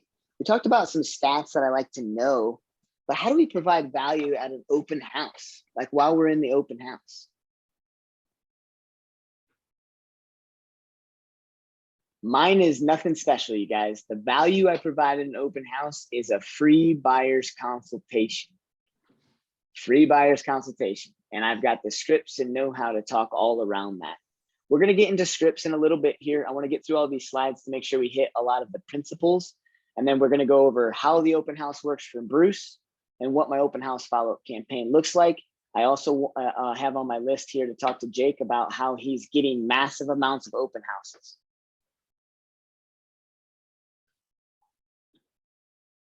And again, all of these slides are out there for you guys as taken. So if I'm going through too fast with some of these things, you guys write notes, all of that, you guys all got these slides. So I'm just making sure we fit some of this stuff. Yeah, we'll talk about that here in a little bit. Let's make sure we're getting through all of this stuff. Okay, cool. Yes, we get to hit our last three subjects and we'll get you guys out of here on time. Before we talk about at the open house as well as capturing leads and all of that, let's talk to Jake here real quick. Jake, tell us how you get all of your open houses and what you do.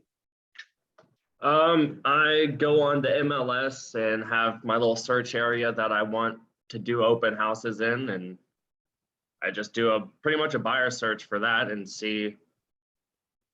I just start calling. I just start calling the listing agents and be like, hey, this is Jay from Keller Williams. Can I do an open house for you? Whatever day from 12 to 3, 4 to 7, whatever.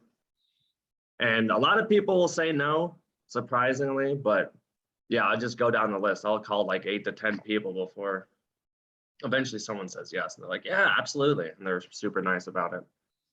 So I do that every week. And yeah, you can set up multiple and yeah, do whatever. Minus when he says a lot of people say no. Listen to everything else that he just said.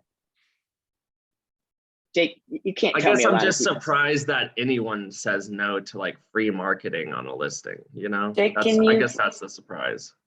Can you repeat what you said? You go on where and start I'm calling? gonna show you guys. I'm gonna slow Okay. you down. Yep. So out of Jake's spiel, what I've taught him to do and what I've taught anybody who's reached out to me, remember, this is a proactive, this is a contact sport. If you want to pick Bruce's brain about something, reach out. Now, the worst thing that you can do though, is have an open house on Saturday and reach out to me at 6 o'clock on Friday night, because just like we spent 2 hours already on open houses, that's a loaded question. So Jake came to me and he said, Bruce, how do I get more open houses? Can you tell me? We set up a half-an-hour call and we went through this. We're not going to take a half an hour on it, but this is how he gets all of his open houses. Jason Levi, Anthony Cassell, those two crush it. And I taught them the same thing Jake's doing, and now Jake's crushing it. So if you want to open house at a high level, here's what you do. So Julie lives in the Tri-Town area, Frederick, Firestone, Tacoma. I'm a big proponent of not having to drive as far. So when I want an open house, I'm going to look at open or active and coming soon. I want to go with what I want to look at. I want detached homes. I don't really like condos and townhomes. They're okay, but that's my last case scenario. I like price points from Frederick, Firestone, Tacoma, maybe 600 to $1 million. Oops. And I don't really care about the rest. I'm gonna go to map search. Go down here to Tri-Town.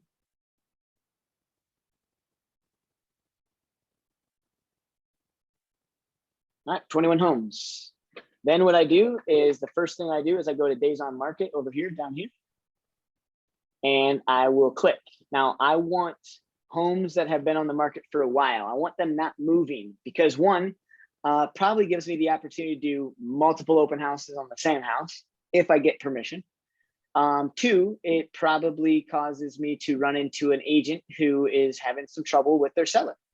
And they've done open house and they've done maybe another open house and then they give up. Most agents give up after 1 or 2 open houses. So those of you that have given up, you're not different than anybody else. I'm encouraging you to do 30 and then tell me it doesn't work. I want open house. I want days on market. And then I want to find something that hits kind of my criteria. This is an acreage property. I already don't want it. So I'm going to deselect it and I'm going to go to the next. This is on 1/3 of an acre. So maybe, maybe not. Been on the market for 63 days. It looks like it is in town. So I like it. So I'm going to keep it selected. And I'm going to go through again. All right, 63 days on the market, 650, lot and block, like it so far, good to go. Next, 27, 630, like it, like it, like it, like the location, next. Here's another one. Let's get it, let's build up some and then I'll show you guys. 56 days on the market, love I it. need to go down to Frederick. What? It's so Jeez. easy to find open houses anywhere Hey, you go. stay man. out of here, you. Can you still hear me, Jake? Anybody? Yep. Okay, cool. One of my earbuds died. So I like that one. Next. Looks good, looks good, looks good. Next. Looks good, looks good, looks good. Next. All right. Yeah, you guys have, okay, new build. I stay away. Next. Wait, Next. what's the problem with new builds again? I mean, they have sales centers, they have agents on site, and they're new builds. So they're open all the time. So buyer lead, like the neighborhood knows that it's for sale. You put it and do an open house, like you're not going to draw in the sellers in a neighborhood because they're just so used to that home being for sale. Some new builds will allow you to do it, but that's like a last ditch effort for me. And they'd probably still go to the office before coming to the house. So Yeah. Yep. They go to the office. The neighbors don't realize that it's a separate agent doing it. They just think it's part of the new build community. So thus, I want listings off of the neighbors.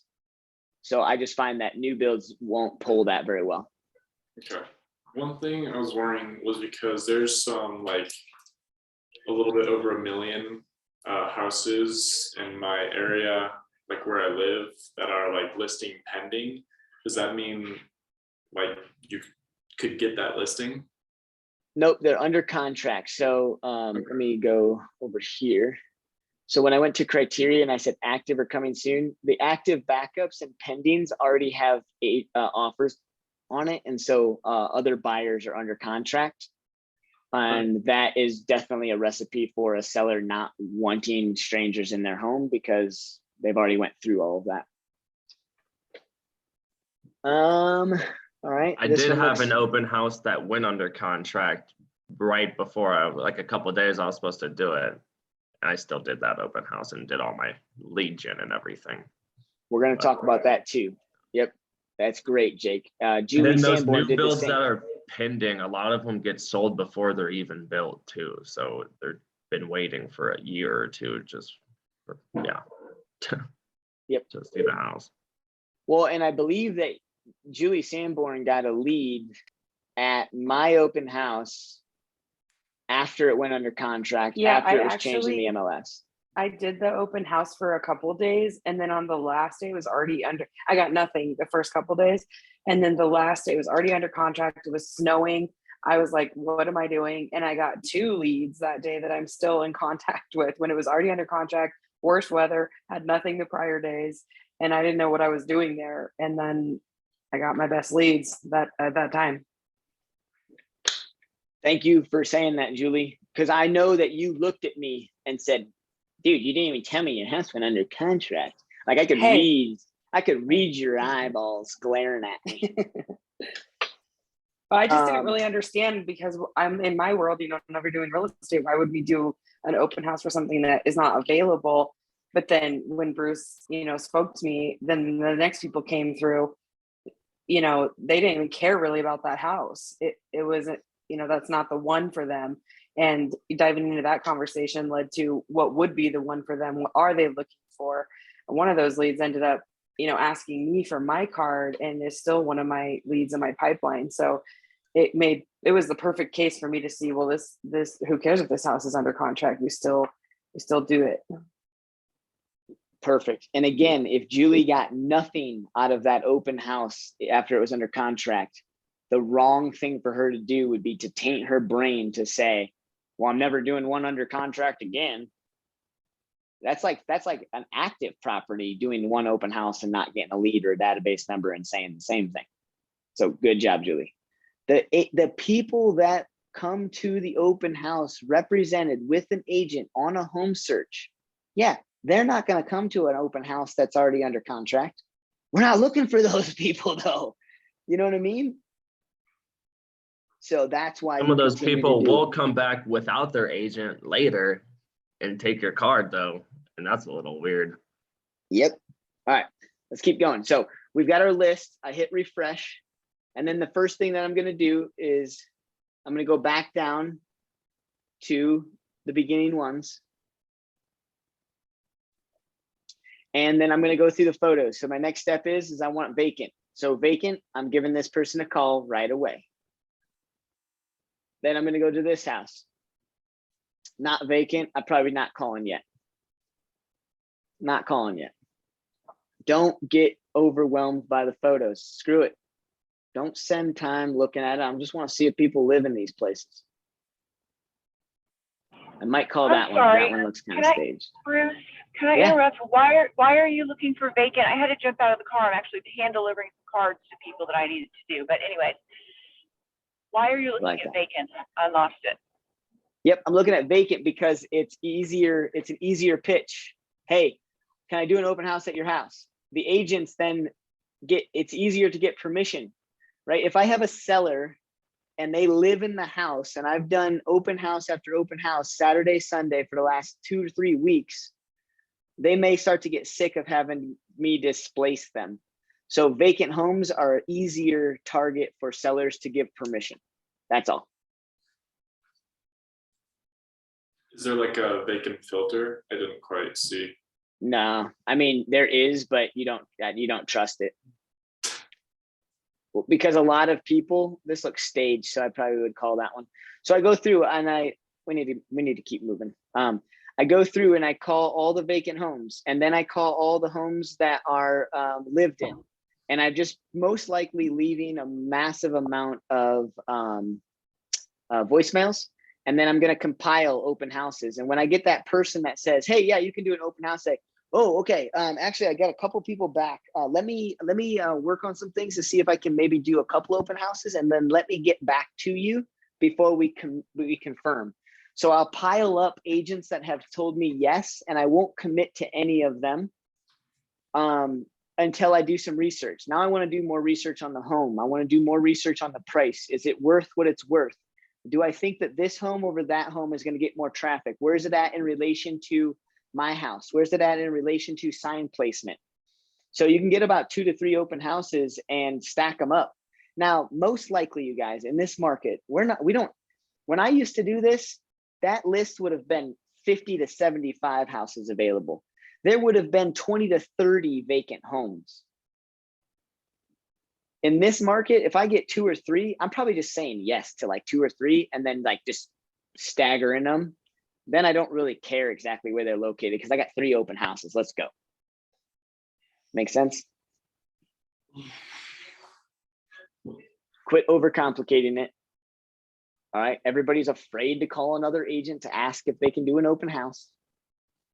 Post on Facebook. Call agents the way we did it. Jake's not wrong. People will say no, but I hate when he says the majority say no or a lot say no. The reality is if we cold call and door knock, it's 100 to 1, 100 people to 1 lead. Open houses, you may call 5 agents and it probably 1 out of 5 will give you an open house, maybe 1 out of 10. Still way better odds, right? Cool. All right, so we're at the open house. Here's how I run through it. I let them walk in. The reason why we don't spend a lot of time on scripts with open houses is because you're gonna find your rhythm and roll. Open houses is dialogue, build rapport, have small talk with them. Talk about the sunshine, the rainbows, the unicorns.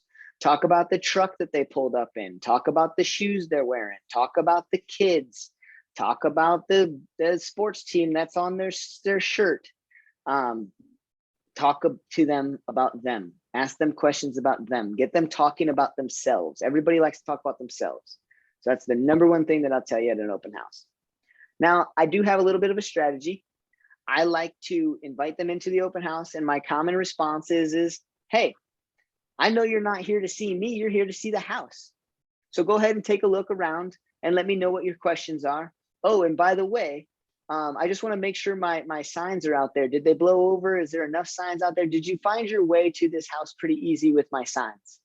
And they all say, yeah, dude, yeah, of course. Like you have 100 out there. Oh yeah, no, I was hired to do a job and I was hired to sell this home. And, so that's what I do. You should see what I do for my buyers. It confuses them. It catches them off guard. They're like, what? We're talking about open house signs. Now we're talking about buyers. Now they're curious. What does he do for buyers? If he does that many open house signs for a seller, this dude must be able to help buyers get into homes. And that just causes curiosity. They go walk around the house. As they walk around the house, I'm in the kitchen typically, or I'm by a door, right? I want to exit. And I'm there with an open house sign-in sheet that I'm hiding. I hide it. So I don't like put it in a drawer, but I stand in front of it. I don't want them to think that I'm just standing there waiting for them to sign in. I kind of like put my back to it, or it's across the room or something like that. And then when they come back around and say, hey, look, thanks for stopping by the open house. Like I said, I got a job to do today. 1, I want to know why you're not buying this home. 2, I want to know what you think the sellers did good and bad with the home on that may or may not cause it to sell. And then that gets them into conversation. But I love to ask them, what's causing you not to buy this home? Because if they like the home, then they're going to say, well, we're not pre-approved, we're not ready, we're not looking, we're a year out, I'm just looking for my nephew, blah, blah, blah, blah, blah. That one question causes them to tell you about their situation. But if you just sit there and say, hey, well, thanks for coming to the open house today. When are you looking to buy a home, or what's your situation look like? They're a little bit more closed off. So ask them why they don't want to buy the home. Because if they do want to buy the home, then it's easy, right? Why don't you want to buy the home? And then based upon that conversation, I'm going to capture their information. If they have an agent, great, let them go. But sometimes they say, yeah, we already have an agent. Like, dude, we're good. I always say, oh man, I've been doing this for a while. And you guys all need to say this. If you've been doing this for 24 hours, you've been doing it for a while. Oh, I've been doing this for a while. I know a lot of agents. Who are you guys working with? I'm working with Jake Brown. Oh, dude, yeah, Jake. I don't know him directly, but I've heard his name. All right, have a good day. Talk to you soon. Right? If you don't know that agent, just say, oh yeah, no, I've probably heard that name before. That's awesome. Good thing you're being taken care of. Go run with the day. Oh, I can't, gosh, what was that guy's name? Oh, it sounds like you guys haven't sat down and went over a buyer's consult just yet. So maybe you guys are working with your agent, but it sounds like you're still in the interview process. What do you mean by interview? Or no, we're not interviewing. We're sold on this guy. Or yeah, I guess, we're talking to a few agents. All right, great. So what do you think that's going to differentiate your agent from somebody else? Like, what are you looking for in an agent? Oh, no, we're not going down that path. Well, help me understand. Hold the phone. You see, you're looking to make the largest purchase of your life. You don't owe me anything. I'm not sure if you feel like you owe your agent anything, but don't you owe it to yourself to hire the very best agent to help you with one of the largest purchases of your life? You see, I do a free buyer's consultation, no obligation, there's no contracts, there's none of that crap. You need to hire the person that's going to help you the best, but you're not going to know that unless you interview with me. So why don't we do the right thing? And why don't we have a discussion maybe Thursday at 6 at my office at a Starbucks? I don't care. And I want to show you everything I do that helps get a buyer into a home. One, for less money than what the market's going to have you want to bring. And two, the strategy that I use to get you into the right home in the right timeline. Isn't that worth like just a half an hour of your time? Like $500,000 purchase and you won't spend a half an hour of time with me? You don't have to use me. If I don't work out, use your other agent, but at least you'll have clarity on who you should be working with. And that's all I do. And I get massive amounts of buyer leads and appointments. So there you go. That's exactly why we don't spend a lot of time on scripts. One, this is recorded. All right. So this is towards the end, right? We've been doing this now for almost an hour and 45 minutes. So fast forward and you guys can all hear that script over and over and over again. But it's my interview script. It's how I get massive amounts of buyer leads through.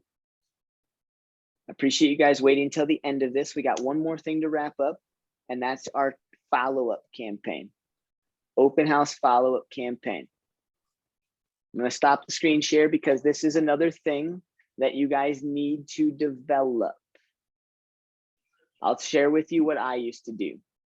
I used to do 8 to 10 follow-up touches after the open house to the same individual until they responded. So let me set this stage.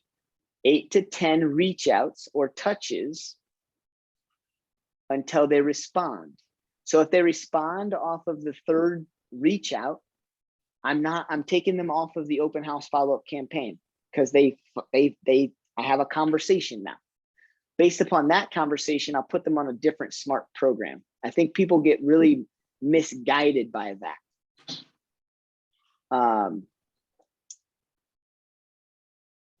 8 to 10 over about a 6 to 8 week period. So it's not 10, it's not 8, it's not 6, and it's not 6 to 8. It's 6 to 8, it's 8 to 10. You got to start to use some intuition. Also, sometimes the touch programs and tasks tell you to call them on Saturdays or Sundays, and I just don't do lead follow-up on the weekends. But the first thing that I do is I call them on Tuesday. And so I'll give you my first script, and then from there, you're just touching base. So my first script is, hey, what's going on? This is Bruce, and I met you at the open house this past Saturday. I know that a lot of agents started giving you a call to follow up with you yesterday, and I know it's the beginning of the work week, and I like to differentiate myself from those agents because let's face it, you're looking to buy a house, and that you still have a life to live. So anyways, how's your Tuesday going? And I wanted to follow up with you to see kind of what your situation looks like. And that's it. So I do all of my open house follow-ups on Tuesday, and I set the stage that I'm different. I'm a different type of agent, and I don't like to do my follow-ups on Monday because I know you got calls from other agents. One, if I'm the only agent calling on Tuesday, they're more likely to spend more time with me. On Monday, they might spend time with the first agent that follows up. With the second agent that follows up, they're probably annoyed. The third agent, sometimes they didn't even get any calls from other agents on Monday. So the script works all the way around. I love that one. It works a lot. But if I don't get a hold of them, I leave them a voicemail. And this is a situation where I will connect some dots. Hey, what's going on? This is Bruce. Hey, we met at an open house on Saturday. You might have met a couple of different agents. I was the guy that, or we talked about this, or I was at the open house that had X. If I leave them a voicemail, I need to connect the dot. We talked about the 49ers and how I'm from Ohio and you were wearing your 49ers jersey and I'm a shameless Lions fan. Oh, I was at that house with that huge koi pond in the backyard and we talked about blah. Connect the dot. They're probably not going to call you back, but then over the next 6 to 8 weeks, over the next 9 to 10 touches, you absolutely can start to connect the dots and get with them. Open houses and open house leads are in the follow-up. Door knocking leads in the follow-up. Most leads will not call you back unless you've hit them about 6 to 7 times.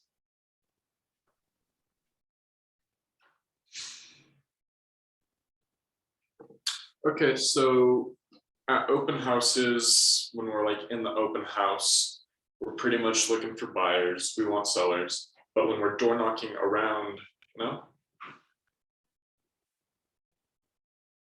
I can't hear you anymore.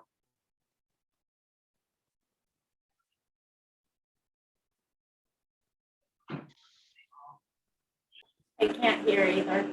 Yeah. AirPod died probably.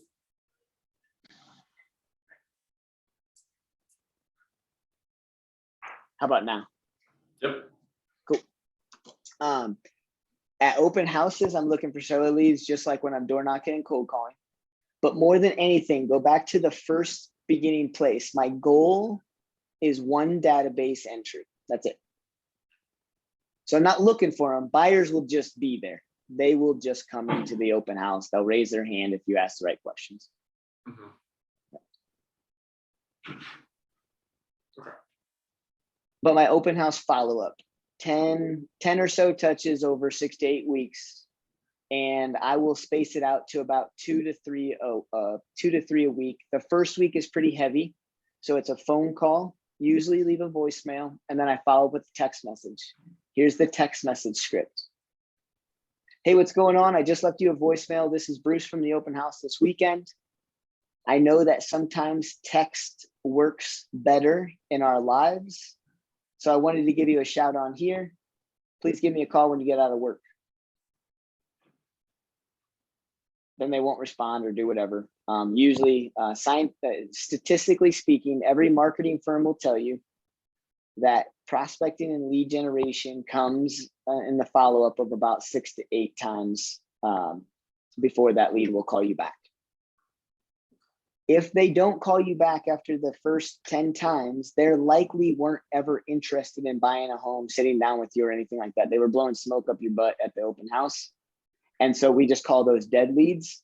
So after I have contacted them about once or 10 times, then I put them in a dead leads category or a campaign. And that's usually an email once a month, and it's automated. Completely automated. You guys will find them in Command. There's long-term drip campaigns, they call it. It's a lot of just, hey, what's going on? It's Bruce. Call me when you're ready to buy a home. Just methodical, month over month over month. And some of them will pan out over time, but let's face it, it's automated. Just keep them in your CRM and just drip on them for years. The other thing that I do is about maybe once a quarter or twice a year, you guys are going to get through your database. If you guys have 200 people in your sphere of influence, that's only 4 phone calls a day. If you've door knocked on Thursdays and Fridays, you have plenty of other time to call people. So about once a quarter, I'll get out the dead leads list and I'll just go through the dead leads and give them a shout. Hey, it's been a few months since I met you at an open house, and it clearly shows me that you haven't, that you didn't buy a house at that point in time. Maybe you have, but I'm here to see if you are ready yet. Talk to you soon. Just bang through them, leave a lot of voicemails, and you will start to get some leads. Even dead leads become leads down the road because, like I said, they may have been looking at that open house, didn't tell you that they were a year away, and now you're touching base with them every quarter. And then when they actually do get ready, one, they've been seeing an email come from you every month. You've been calling them and leaving a voicemail for them every quarter. They're likely to call you and say, hey, we're ready. To answer your question, Liz, no, when we call around, I don't care if they're Keller Williams agents or not. I call every agent. I will tell you that the group has a policy where they don't allow outside agents to do open houses. It's just like an office policy. So if they work for the group, yeah, don't waste your time on it. But pretty much every other brokerage does not care if other agents do it because it's all about seller's permission in writing. Okay, thank you. Maybe you that's bet. why I get no's so much, because I've been calling the group too, and they tell me no like every time. So then I've stopped calling them. So that might be why. Yeah, and I think there's agents over there that may let you, but most of them, it's a pretty big policy that they have. All right, that was a long one. Any questions before we jump off of here? Liz, I know I said I'd give you a shout. Does this answer your question? Should I give you a shout after I get off?